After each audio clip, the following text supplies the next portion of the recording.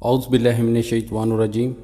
بسم اللہ الرحمن الرحیم۔ پیارے دوستو، آج ہم حضرت سیدنا عمر فاروق رضی اللہ تعالیٰ عنہ کے ایمان لانے کا واقعہ آپ سے بیان کریں گے۔ حضرت عمر فاروق رضی اللہ تعالیٰ عنہ 40 مردوں اور 11 عورتوں کے بعد اسلام لائے۔ آپ رضی اللہ تعالیٰ عنہ کے قبول اسلام سے پہلے آپ رضی اللہ تعالیٰ عنہ کے بہنوئی حضرت سعید بن زید رضی اللہ تعالیٰ عنہ اور آپ رضی اللہ تعالیٰ عنہ کی بہن حضرت فاطمہ بنت خطاب رضی اللہ تعالیٰ عنہ بھی دارہ اسلام میں داخل ہو چکے تھے، اور انہوں نے اپنے قبول اسلام کو خاندان اور دیگر لوگوں اور حضرت عمر فاروق رضی اللہ تعالیٰ عنہ سے چھپا رکھا تھا۔ اسی طرح حضرت عمر فاروق رضی اللہ تعالیٰ عنہ کے خاندان کے ایک اور شخص حضرت نعیم بن عبداللہ رضی اللہ تعالیٰ عنہ بھی اسلام قبول کر چکے تھے۔ حضرت عمر فاروق رضی اللہ تعالیٰ عنہ اسلام قبول کرنے والوں کے ساتھ نہایت سختی سے پیش آتے تھے۔ ایک دن آپ رضی اللہ تعالیٰ عنہ اسی کیفیت میں تلوار نیام سے نکالے جا رہے تھے کہ راستے میں حضرت نعیم بن عبداللہ سے ملاقات ہوئی۔ حضرت نعیم بن عبداللہ نے جب آپ رضی اللہ تعالیٰ عنہ کو اس حالت میں دیکھا تو پوچھا،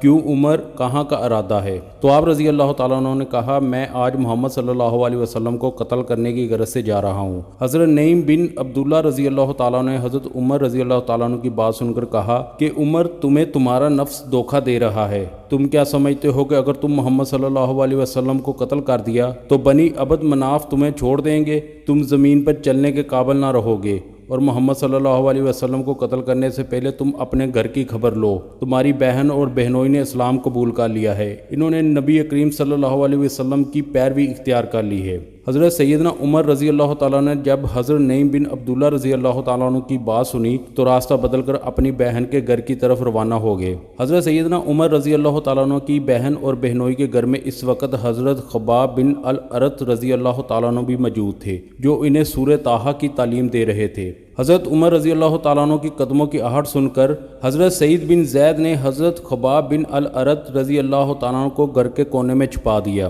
حضرت عمر فاروق رضی اللہ تعالیٰ عنہ گھر میں داخل ہوئے اور پوچھا، تم لوگ ابھی کیا پڑھ رہے تھے؟ آپ رضی اللہ تعالیٰ عنہ کی بہن حضرت فاطمہ بنت خطاب رضی اللہ تعالیٰ نے کہا، کچھ نہیں۔ تو آپ رضی اللہ تعالیٰ عنہ نے کہا، کیوں نہیں؟ میں نے خود اپنے کانوں سے تم دونوں کو کچھ پڑھتے سنا ہے، اور مجھے یہ معلوم ہوا ہے کہ تم دونوں نے محمد صلی اللہ علیہ وسلم کے دین کی پیروی اختیار کر لی ہے۔ آپ رضی اللہ تعالیٰ نے یہ کہتے ہی اپنے بہنوئی حضرت سعید بن زید رضی اللہ تعالیٰ عنہ کے منہ پہ تماچا دے مارا۔ حضرت فاطمہ بنت خطاب رضی اللہ تعالیٰ عنہ شوہر کو بچانے کے لیے آگے بڑھی تو آپ رضی اللہ تعالیٰ نے انہیں دھکا دے مارا، جس سے ان کا سر پھٹ گیا اور خون بہنا شروع ہو گیا۔ حضرت سعید بن زید رضی اللہ تعالیٰ نے حضرت عمر فاروق رضی اللہ تعالیٰ عنہ کے جلال کی پرواہ کیے بغیر کہا، ہاں، ہم نے اسلام قبول کر لیا ہے اور ہم نبی کریم صلی اللہ علیہ وسلم پر دل و جان سے ایمان لے آئے ہیں۔ حضرت عمر فاروق رضی اللہ تعالیٰ عنہ نے جب اپنے بہنوئی حضرت سعید بن زید رضی اللہ تعالیٰ عنہ کا سخت لہجہ دیکھا اور بہن کا بہتا ہوا خون دیکھا تو قدرے شرمندہ ہو گئے اور کہنے لگے، اچھا، مجھے بھی وہ صفحات دکھاؤ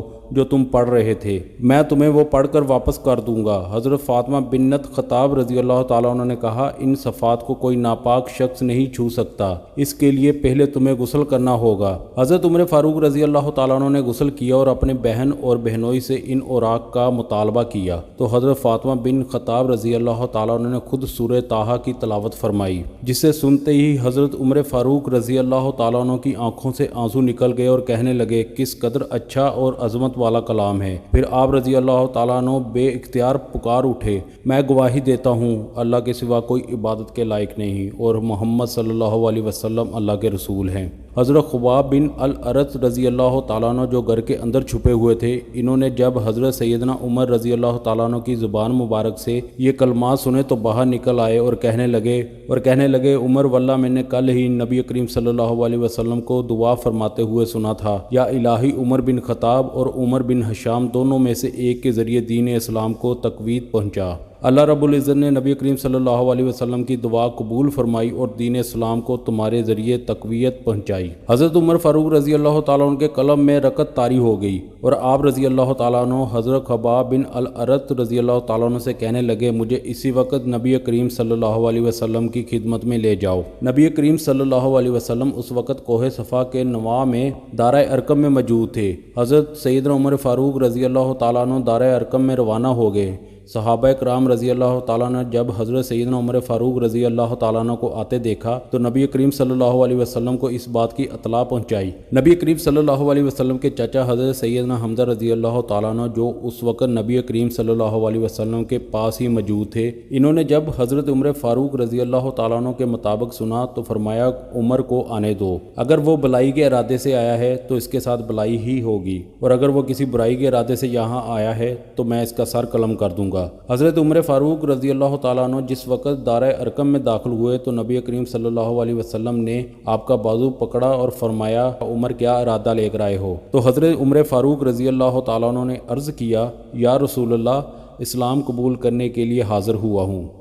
تو نبی کریم صلی اللہ علیہ وسلم نے حضرت عمر فاروق رضی اللہ تعالیٰ عنہ کی یہ بات سن کر نعرہ تکبیر بلند کیا، اور صحابہ کرام رضی اللہ تعالیٰ عنہ نے جواب میں اللہ اکبر کا نعرہ بلند کیا، جس سے کوہ صفا کی پہاڑیاں گونج اٹھی۔ روایات میں موجود ہے کہ جس وقت حضرت عمر فاروق رضی اللہ تعالیٰ عنہ نے اسلام قبول کیا تو آپ رضی اللہ تعالیٰ عنہ ابو جہل کے گھر تشریف لے گئے، تو ابو جہل نے آپ رضی اللہ تعالیٰ عنہ کو دیکھ کر کہا اے بھانجے کیسے آنا ہوا؟ حضرت عمر فاروق رضی اللہ تعالیٰ عنہ نے فرمایا میں تمہیں بتانے آیا ہوں میں نے اسلام قبول کر لیا ہے، اور اگر اب تم نے نبی کریم صلی اللہ علیہ وسلم کے بارے میں کچھ غلط کہا اور غلط کیا تو مجھ سے برا کوئی نہ ہوگا۔ ابو جہل نے حضرت عمر فاروق رضی اللہ تعالیٰ عنہ کی بات سن کر کہا اللہ تمہیں اور تمہاری اطلاع کو ذلیل کرے۔ حضرت عمر فاروق رضی اللہ تعالیٰ عنہ نے اسلام قبول کرنے کے بعد نبی کریم صلی اللہ علیہ وسلم سے عرض کیا یا رسول اللہ، جب ہمارا دین بر حق ہے اور مشرکین باطل ہے تو پھر ہم اس دین کو پوشیدہ رکھ کر کیوں عبادت کرتے ہیں؟ آپ صلی اللہ علیہ وسلم مجھے اجازت دیجیے، رب کعبہ کی قسم جس نے آپ صلی اللہ علیہ وسلم کو دین حق کے ساتھ بھیجا، اسلام قبول کرنے سے پہلے میں کفریہ مجلس میں بھی علانیہ شرکت کیا کرتا تھا، میں دین اسلام کی محافل میں بھی خوب چرچا کروں گا اور دیکھوں گا کس میں اتنی جرت ہے کہ وہ آپ صلی اللہ علیہ وسلم اور صحابہ کرام کی طرف گندی نظروں سے دیکھ سکیں۔ نبی کریم صلی اللہ علیہ وسلم کی اجازت کے بعد حضرت عمر فاروق رضی اللہ تعالیٰ عنہ خانہ کعبہ میں تشریف لے گئے اور مشرکین مکہ کو مخاطب کرتے ہوئے فرمایا اے لوگو، جو شخص مجھے جانتا ہے اسے خوب معلوم ہے، اور جو مجھے نہیں جانتا اسے معلوم ہونا چاہیے میں عمر بن خطاب ہوں۔ اے مشرکین مکہ، میں نے اسلام قبول کر لیا ہے اور نبی کریم صلی اللہ علیہ وسلم کی اطاعت اختیار کر لی ہے، میں تمہیں بھی نبی کریم صلی اللہ علیہ وسلم کی اطاعت کی دعوت دیتا ہوں، اگر تم نے اس دعوت کو قبول کرنے میں سستی دکھائی تو عنقریب میری تلوار تمہارے گردنوں پر ہوگی۔ اس اعلان کے بعد حضرت عمر فاروق رضی اللہ تعالیٰ عنہ نے بیت اللہ کا طواف کیا اور بلند آواز سے کلمہ طیبہ کا ورد جاری رکھا۔ روایات میں موجود ہے کہ حضرت عمر فاروق رضی اللہ تعالیٰ عنہ کے قبول اسلام کے بعد ایک روز نبی کریم صلی اللہ علیہ وسلم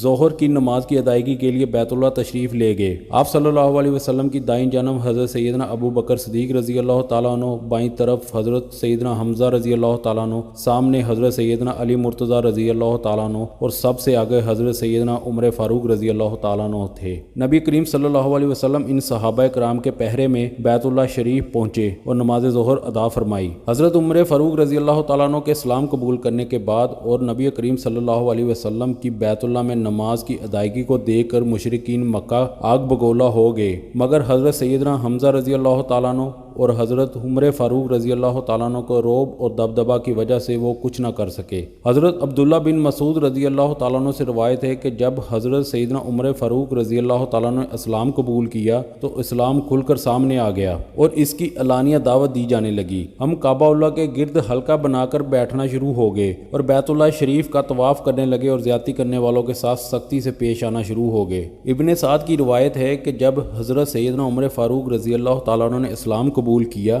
اس کے بعد اسلام کو کبھی زوال نہ آیا اور مسلمانوں کو کبھی رسوائی کا سامنا نہ کرنا پڑا۔ حضرت صہیب بن سنان رومی رضی اللہ تعالیٰ عنہ سے مروی ہے جس دن حضرت سیدنا عمر فاروق رضی اللہ تعالیٰ عنہ اسلام لائے، اس کے بعد اسلام پردے سے باہر آ گیا اور اعلانیہ دعوت اسلام دی جانے لگی۔ حضرت ابن عباس رضی اللہ تعالیٰ عنہ سے مروی ہے جس دن سیدنا عمر فاروق رضی اللہ تعالیٰ عنہ نے اسلام قبول کیا، اس روز حضرت جبرائیل علیہ السلام نبی کریم صلی اللہ علیہ وسلم کی بارگاہ میں حاضر ہو کر عرض کیا یا رسول اللہ صلی اللہ علیہ وسلم، عمر کے اسلام قبول کرنے کی خوشی جتنی زمین والوں کو ہے اتنی ہی خوشی آسمان والوں کو بھی ہے۔ حضرت سیدنا عمر رضی اللہ تعالیٰ عنہ کی بعثت نبوی صلی اللہ علیہ وسلم کے دوسرے برس ایمان لائے۔ آپ رضی اللہ تعالیٰ عنہ سے پہلے ایمان لانے والے مردوں کی تعداد 40 اور عورتوں کی تعداد 11 تھی۔ آپ رضی اللہ تعالیٰ عنہ کے قبول اسلام کے بعد دین اسلام دن رات ترقی کی منازل طے کرتا رہا اور لوگ جوگ در جوگ حلقہ اسلام میں آتے رہے۔ پیارے دوستو، یہ تھی ہماری آج کی ویڈیو۔ امید کرتا ہوں آپ کو پسند آئی ہوگی۔ انشاءاللہ ملیں گے نیکسٹ ویڈیو میں، تب تک کے لیے اجازت دیجیے۔ اللہ حافظ۔